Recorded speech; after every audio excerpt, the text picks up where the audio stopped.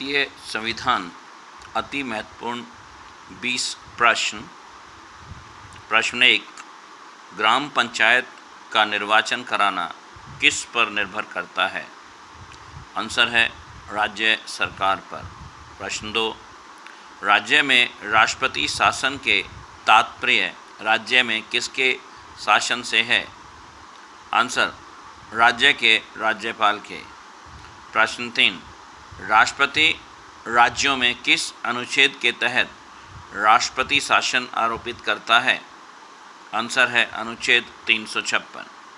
प्रश्न 4, राज्यसभा का पदेन अध्यक्ष कौन होता है?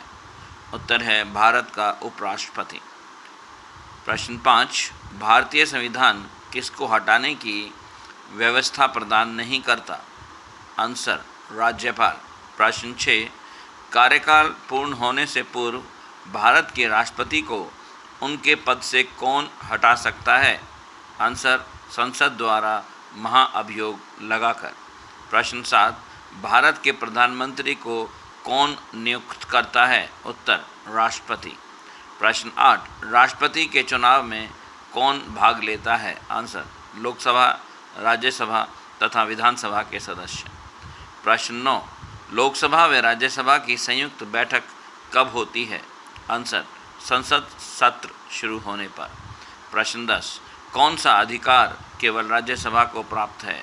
आंसर नवीन अखिल भारतीय सेवाओं को शुरू करने का अनुमोदन करना।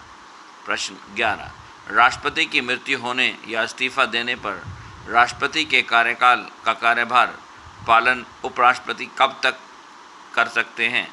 आंसर अधिकतम 6 महीने की अवधि तक। प्रश्न 12, संविधान ने भारत के संविधान को कब स्वीकृत किया था? आंसर 26 नवंबर 1949। प्रश्न 13, भारतीय संविधान की प्रस्तावना में क्या लिखा है? आंसर हम भारत के लोग अपनी संविधान सभा में इस संविधान को अपनाते हैं, अधिनियमित करते हैं और इसे स्वयं को प्रदान करते हैं। प्रश्न 14, बिक्री कर कौन लगाता है? आंसर राज्य सरकार। प्रश्न 15, भारत के सशस्त्र सेनाओं का सुप्रीम कमांडर कौन होता है? आंसर राष्ट्रपति। प्रश्न 16, केंद्रीय मंत्री परिषद किसके लिए उत्तरदायी है? आंसर लोकसभा। प्रश्न 17, संसद के दोनों सदनों की संयुक्त बैठक की अध्यक्षता कौन करता है? आंसर लोकसभा अध्यक्ष। प्रश्न 18, राज्यसभा की सदस्यता के लिए न्यूनतम आयु सीमा कितनी है? आंसर 30 वर्ष।